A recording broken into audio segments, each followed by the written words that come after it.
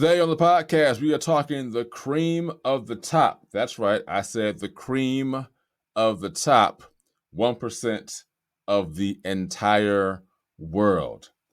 This might blow your mind a little bit, but you know what? It's all good. Information, it's good for the mind, for the brain. We're going to talk about it today on Frame My Nick Podcast. Begins right about now.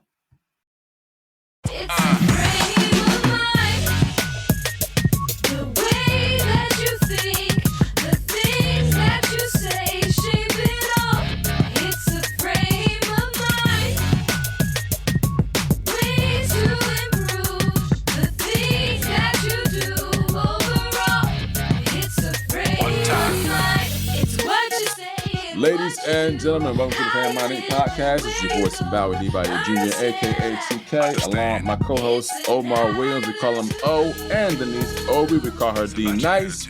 Y'all say what's up to the peeps. Hello. What's up, good people? Another lovely Wednesday morning, and y'all know how we do. We jump right in and get things started right away. But before we do that, it is Affirmation Wednesday, so we got our affirmations in and out the way.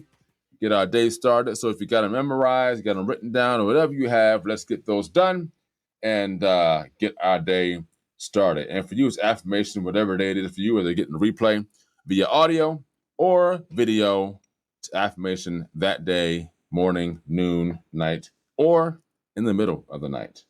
Are you ready? Let's do it. Today will be a good day. Today will be a great day. Today will be an awesome day. Today will be an amazing day. Today will be a phenomenal day. Today will be stress-free. Today will be a stressless day. Today I will overcome all barriers that want to block my progress. Today all circumstances, issues, and situations will work in my favor. Today, all things will line up for my good. Today, I'll become better than who I was yesterday. I am a go-getter. I am victorious. I am triumphant. I am an overcomer. I never lose. I either win or I learn. I take authority over this day. I will dominate this day. I will conquer this day. And everything I have spoken into this day will happen as I have affirmed, because I am more than a conqueror. Let's get it started. So this morning we are talking about the top, or should I say the cream of the top, not the cream of the crop, the cream of the top 1% of the world. And the reason why we're talking about this today is because I actually saw this on Instagram, and then I kind of started looking into it, and I felt that, I'm like, wow, this is a very interesting topic to talk about. Because number one, we're not just going to talk about how wealthy they are, but about also how they have attained that wealth and what the commonality between these cream of the top 1% are. Now, mind you, real quick, these are not celebrities, though one actually is a celebrity to a degree, yes, but the rest are not. They're not, athletes. They're not actors. They're not, regular people who just happen to gain a whole lot of wealth. These are actually royal families. Royal families. So for those of you out there who are wondering, we're not talking about just anybody, even though all of us are human beings. Yes, we're talking about royalty. And so, 'cause listen, you never know. People will be like, well, who are you talking about? Who is it that has all this wealth? We're talking about royalty. And listen, I know it sounds far-fetched, but trust me, there is a commonality, and there's something that we can learn from this subject today for all of us, whether you are on the average pole, above average pole, you're below the average pole, you're doing well, you're doing great, you're doing wonderful, and all in between. Because I'll be honest, no matter how much wealth you have, these five have a whole lot more than the rest of us will ever have, unless Elohim decides to bless us in that way. And if he does, I'm all for it. I'm just saying. All right. So we're going to give you guys the top 5 wealthiest families in the world. And then we're going to kind of go through each one as to how they kind of obtained this wealth here on earth. You ready? So from 5 to 1, number 5, the top 5 of the cream of the top of the 1% is the British royal family. British royal family. Don't give me that look, Denise. Listen, I knew they were up there. I didn't know. I thought they were actually higher than that, but I guess not. So, but they're in the top 5. Number 4 is the royal family of Abu Dhabi. Okay. Number 3, the royal family of Qatar. Qatar. Number 2, the royal family of Kuwait. I'm going to say keep that in mind because we're going somewhere with that one. And number 1, as well, the royal family of Saudi Arabia. The royal family of Saudi Arabia. So, how do these families obtain this wealth? Now, I'm going to let Owen and Denise jump in here in a little bit, but I'm going to just run these down real quick. So, let's start with number 5, the British family. Now, we all know these are kind of like, this is like the one celebrity on the list. And we all know about Prince Charles and all that, and the family from the history of back in the day and all that. And they just recently were in the news as far as the passing of Prince Charles the third, I think it was. I can't remember. I don't want to get my facts wrong. You guys correct me if I'm wrong.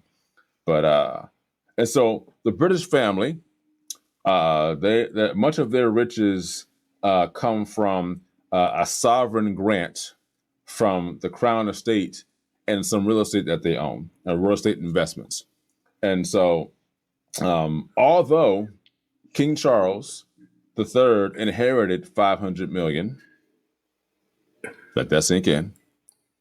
Although King Charles III inherited $500 million, he does not own his late mother's portfolio, which is worth $42 billion.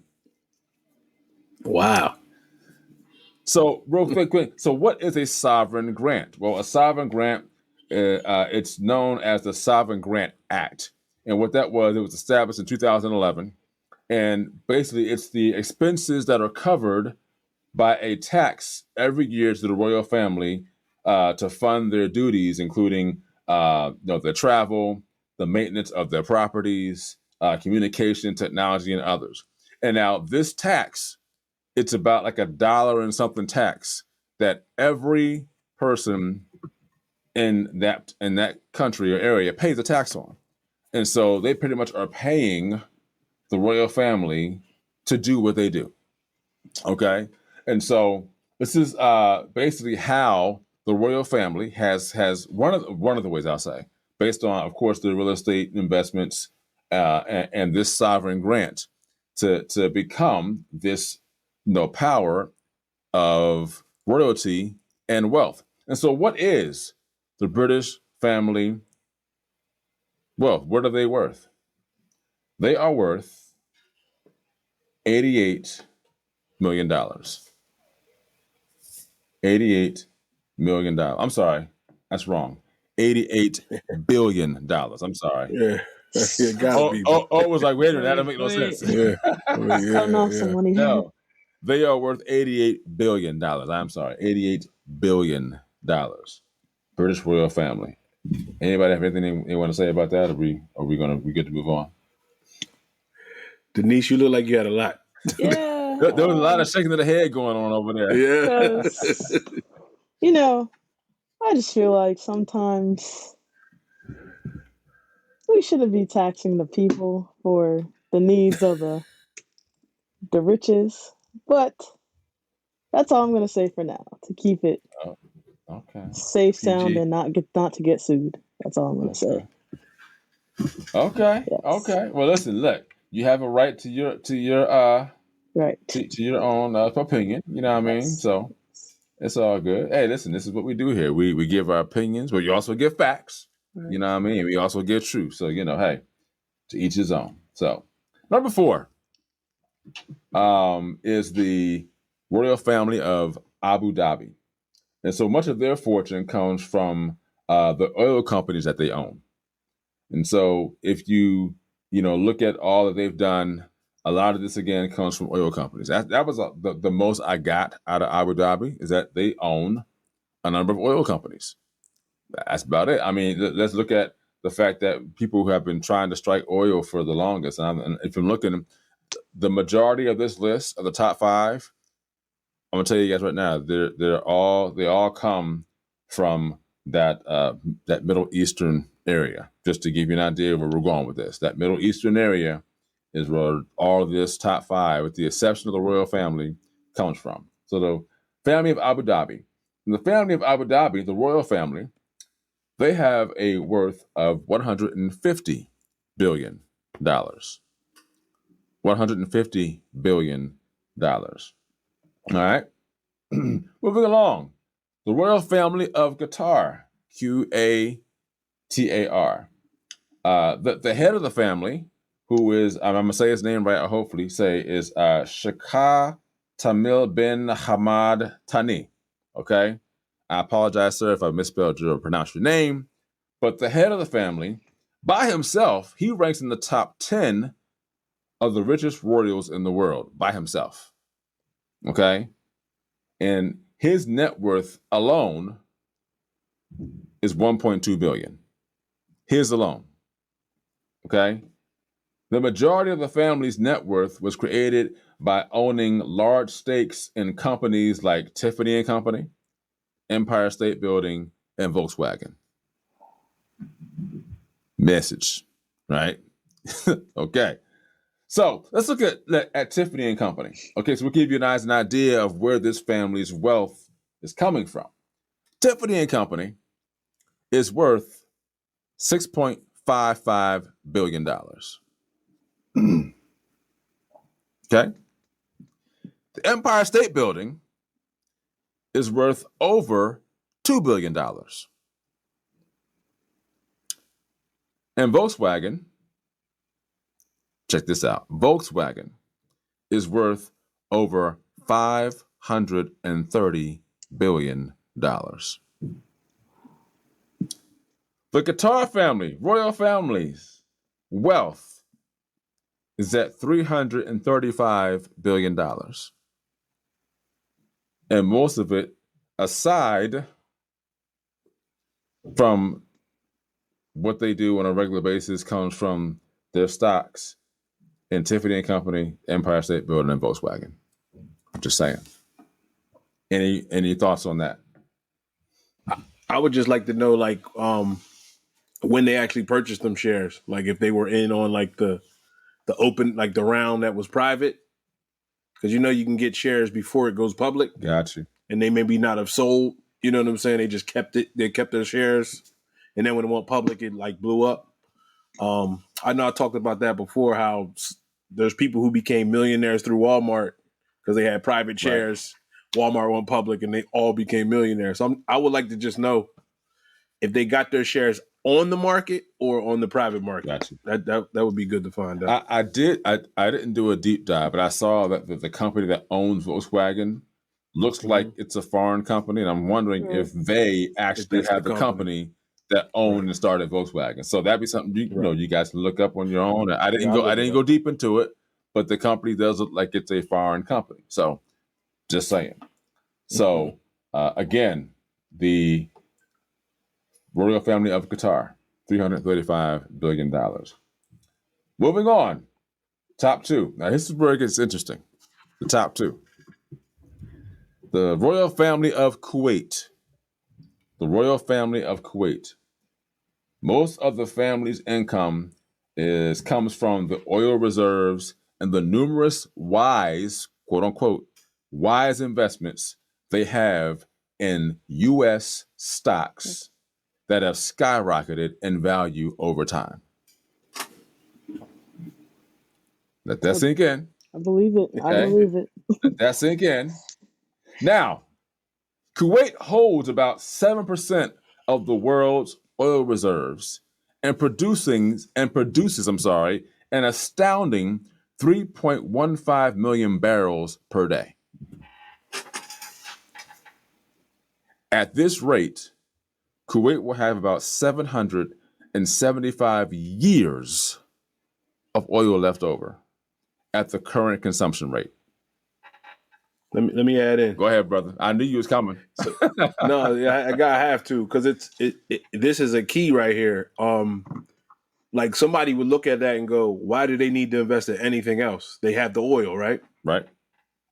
But diversification, which we talk about a lot, is good. So they got the oil, but they also diversify with the stocks. Mm-hmm. So if the oil's bad, their investments in the stock market are good. If the stock market's bad, their oil is good. It's like they have different, and I'm sure they got more than just those two, but they're the two biggest things. So like when we invest in things, we want to get all kind of we want different things. This one's going down, this one's going up. This one's going down, this one's going up. And you want to do that spread across, a few asset classes. So that's a good nugget from that family. Yeah. And I the thing that blew me away was the fact that how many years of oil they have left over at the current consumption rate of oil. That's crazy to me. 775 years. Not days, not hours, not months, but years of oil left over. That's crazy. Crazy. And then there was one, numero uno. The Saudi Arabian family. Royal family, that is. With a whopping 15,000 family members of this royal family, their wealth comes from the country's vast oil reserves as well. See some commonalities here. We'll come back to those in a minute. Saudi Arabia holds about 17% of the world's petroleum reserves. Reserves, not preserves, reserves. Other natural resources they have, but are not limited to, natural gas, iron, ore, gold, and copper. Even with the oil reserves and them having the wealthiest family in the world, Saudi Arabia only has about 221 years of oil reserves left at the current consumption rate. Now, you may say, well, compared to Kuwait, that's a lot less, but I'll take 221 years of oil left over at the current consumption rate. I'll take it. It's going to outlive me. We'll talk about that too. The Saudi Arabia family, the royal family, get this. They are worth $1.4 trillion. Lord. I'm going to say it again. $1.4 trillion. So let's look at some commonalities here. So we heard in here real estate. We heard in here stock. We also heard in here oil companies, and we also heard large stakes in other companies. And the commonality I'm seeing here is investing, stocks, letting your money work for you. Now, again, let's backtrack. We are talking about royal families, right? But I think even in royal families, we can get something out of this that we can take into our families and into our homes and into our culture or ethnicity, whatever you want to call it. And we can start applying some of those things to what they're doing. I'm taking a little short break. We'll come back. When we come back, we're going to talk about again, what these families have done, again, how they went about getting their wealth, and a little small nugget I'm going to throw in there just to kind of, just a little bit to ruffle the feathers, just to have a conversation from the past leading up to our current place right now in our lives. Frame Money Podcast. Be right back. Are you looking for an apparel company that's positive, uplifting, and truly cares about you? Then look no further. Frame of Mind Inc., an apparel brand company, impresses on individuals to think positive thoughts, say positive things, and do positive deeds. Get positive apparel, such as t-shirts, hoodies, and wristbands for children, teens, and adults in various colors and sizes. Customized services include logo and t-shirt design, screen printing for individuals, families, schools, profit, and nonprofit organizations. You can reach Frame of Mind Inc. at 302-689-3499 or visit their website at www.frameofmindinc.com. Frame of Mind Inc. Think it, speak it, achieve it. It's a frame of mind.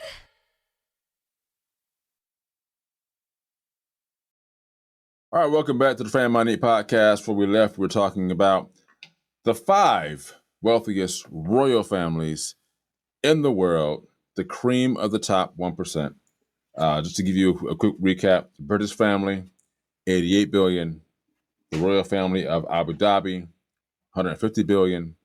The royal family of Qatar, $335 billion. The royal family of Kuwait, $360 billion. And the royal family of Saudi Arabia, $1.4 trillion.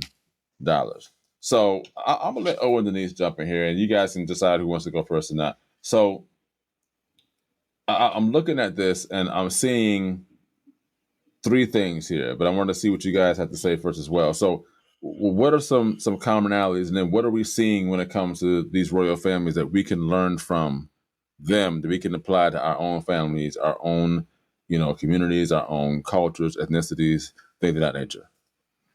I'll let O go first. Yeah, I'll go first.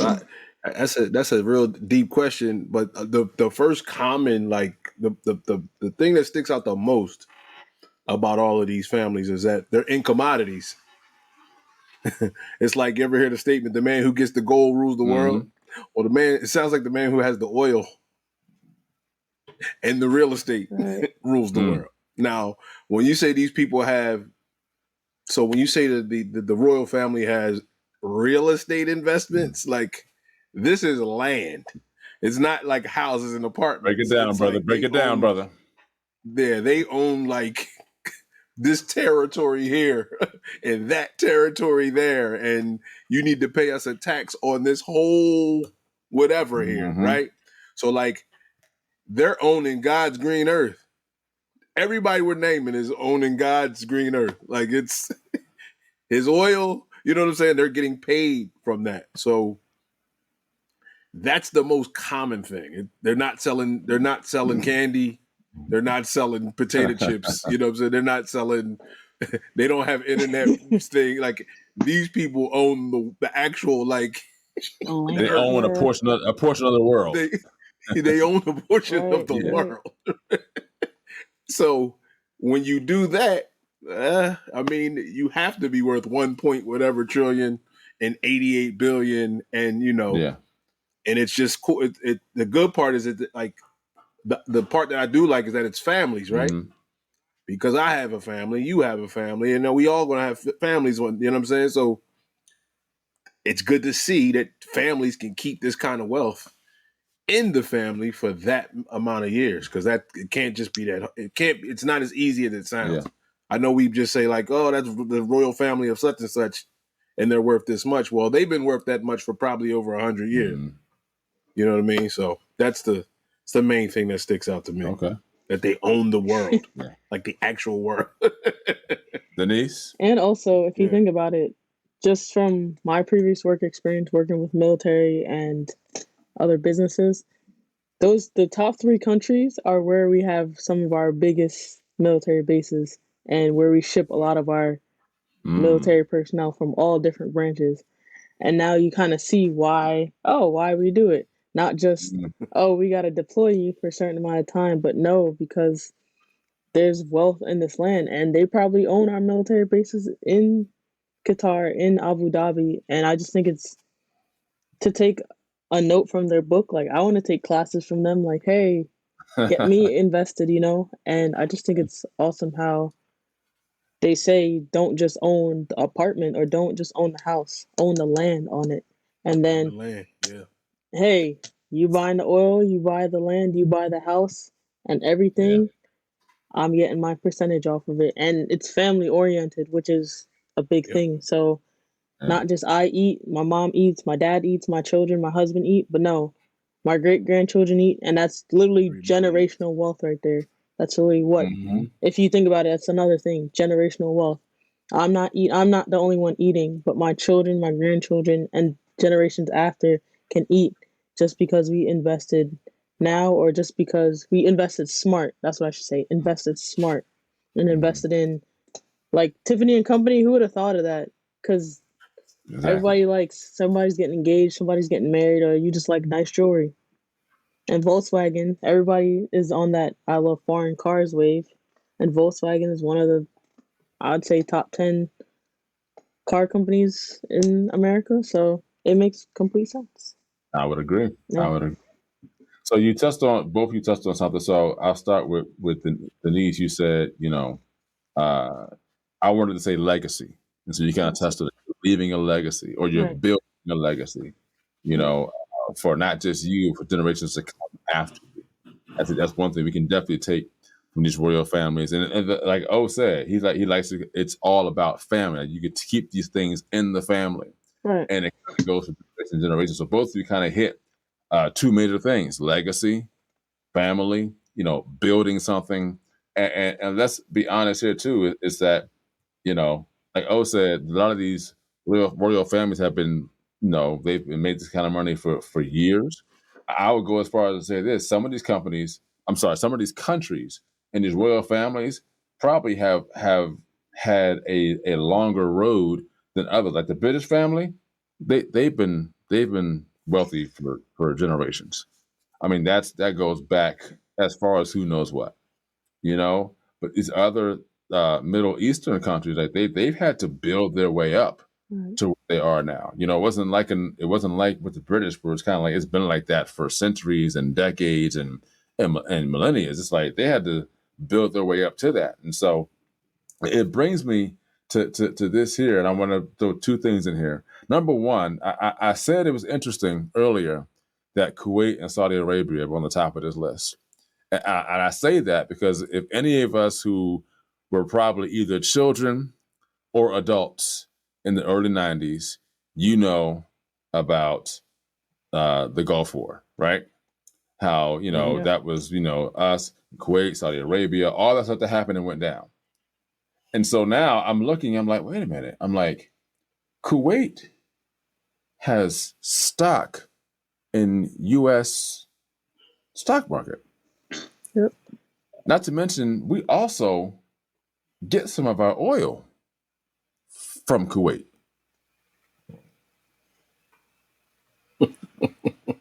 So, to a large degree, if I'm thinking about this correctly, y'all, if I'm wrong, You ain't wrong. we've helped Kuwait Build become their wealthy. legacy. Yep.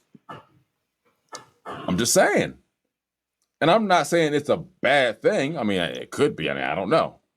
But with them investing in U.S. stocks and us having to get oil from them, we have helped them become wealthy. That particular family and that country become wealthy. Saudi Arabia, same thing. They've got what? Natural gas, iron, ore, gold, copper. We've helped those countries become wealthy. And again, it could be a good thing or a bad thing. I don't know.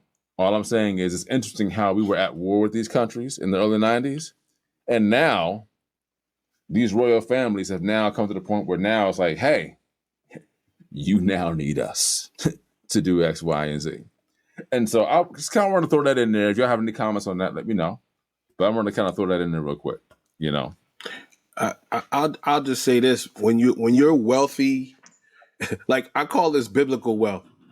Like this is like wealth in biblical proportions, Right. man. Like it's like so something comes with like it's not like the wealth we think of now where like we create an idea, we put it to the market and voila, we have Apple or voila, we have Tesla or voila, we have Walmart, Mm, right? Like this kind of wealth over the amount of like this was wars, right? Like treaties, deals. Like this is like the stuff you read about. Yeah. You know what I mean? Like these families, you know, they gotta like this is deeper than just the LLC. Yeah. You, you know what I'm saying? Like this is like these people, and this is why it's a family thing. Like because these families are involved in bigger, like it's a bigger deal. Yeah. I wouldn't be surprised if religion played a big part in some of this stuff too. You know what I mean? Like their belief system, what they believe, how they believe. Just, you know, Yeah. again, that's another subject. Yeah. But I wouldn't be surprised. Definitely. Yeah. And again, looking at Saudi Arabia, they have over 15,000 members that are part of the royal family. Right. That's a lot of family. It's a lot of family. Keep in line. Yes, exactly. You know what I mean? So that a lot to kind of digest there. The one other thing I did want to throw in there too is that I wanted to talk a little bit about Dubai.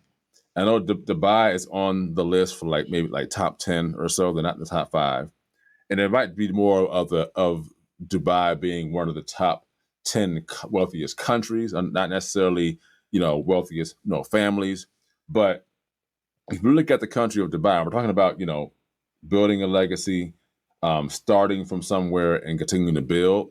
If you look at a photo of Dubai from 1991, it's like a desert. And there's a few buildings here and there, and you're kind of like, okay, like they're trying to build something, but look at Dubai now. Dubai is a thriving country that looks very futuristic. It's looking like they're a movie from like 2200. That's what it looks like now. If you can actually go on Google and you can look at pictures of Dubai 91 and Dubai up until like 2017. And it's like it was a desert and now it's a conglomerate major city doing major things that looks futuristic.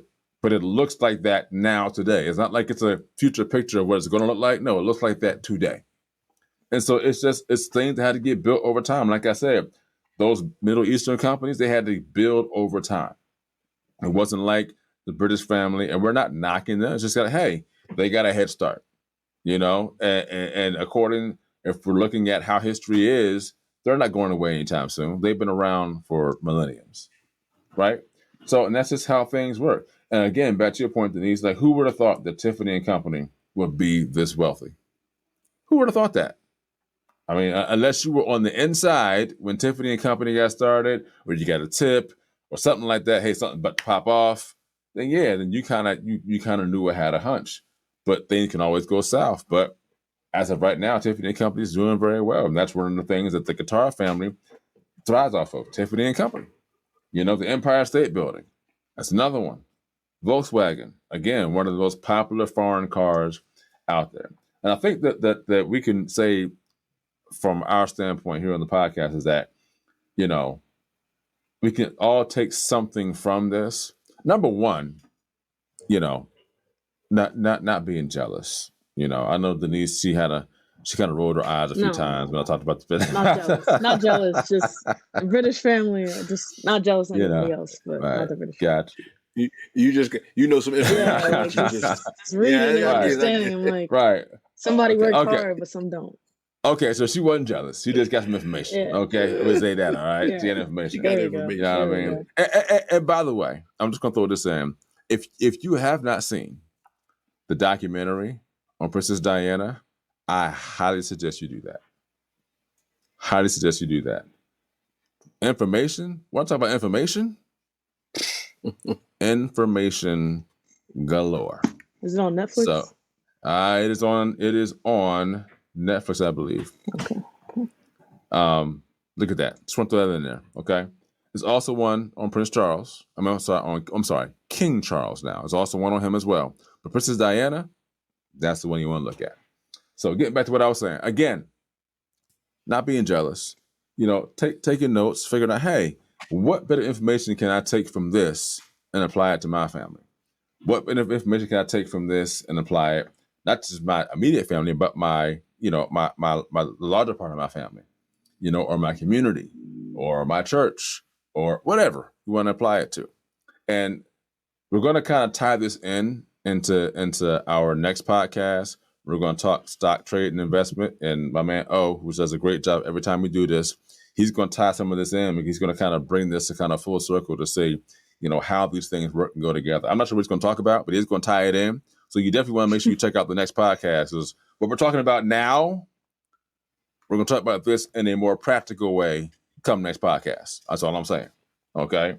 So that's all we really got today. And I know that we talked a lot about a lot of money and wealth and riches, and we're not here glorifying that. We're not here, to make that our quote unquote God. But I just wanted to make us aware of, okay, there is a top 1% out there that exists that's not just celebrities, athletes, and so on. There are people who they're really the top 1%, not of just of the United States or of Africa, or no, they're the top 1% of the entire world. The entire world. And I don't say the cream of the crop, I say the cream of the top. And that's basically what it is. A cream of the top of that 1%. That's what those top 5 are.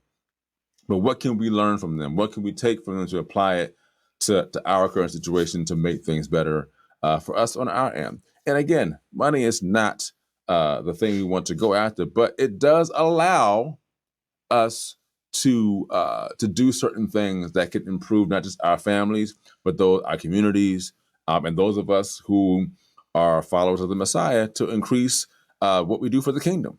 You know what I mean? And so it is a resource. It's not the source, but it is a resource. There are other resources out there you can tap into. And I'm going to stop talking because then I'm going to go too long into something else. Get your mind right. Get your mind right. It's a frame of mind. Any last words? Oh, Denise? Yeah, I'm going to add this. First, I'm going to say tune in to the stock and trade because I'm going to piggyback off of what we talked about. I'm kind of now going to pivot. Not pivot, but I'm going to add some things because there's other families out there, too, that we talked about royalty, but we can probably relate more to some of these other families. And I'll just give 3, like the Waltons on Walmart. The Mars, who I used to work for them, like Mars Milk M&Ms. Mm-hmm. They also do electronics, which that was where I worked. And like the Koch family, who's the Koch brothers. I don't know if you ever heard of them guys, but like those stories we can more relate to because again, we don't come from 300, 400, 500 years of royalty. Right. Well, I don't know though. Well, if you believe like we believe, Africa is booming. Africa is booming right now. Africa is booming. So tune in. It should be fun. Let's go. Denise, what you got? I was going to say, wrapping it up too, think about these companies and what they do. They sell an experience. They sell you perfection. So with Tiffany & Co., when you see that blue box, you think, oh, you're not only engagement ring, but I'm like going to be at a high standard because I have Tiffany & Co. For instance, when you go to you drink a Coke, they sell an experience. You want you to be refreshed, to taste good, or whatever it may be. So find your idea, find what you want to do, make sure it tailors to somebody who will have a good experience with something, Always think about the experience, and that's how you can most likely become successful or create whatever you want. Got you. Sounds good to me. I have one more thing I want to throw in there, but I'm actually going to save it for the next podcast. I'm sure O is going to touch on what I want to talk about right now at the moment, but I don't want to put too much more out there. So thank you all for joining us. We appreciate you. Paramount Podcast is to come at you guys again, of course, twice a month during the summer months. We're about halfway through. So keep listening, keep being locked in. Check out the stock and trade one coming soon this month. And continue to think it, speak it, and achieve it. And for all of us at the podcast, myself, O, and Denise, we holla.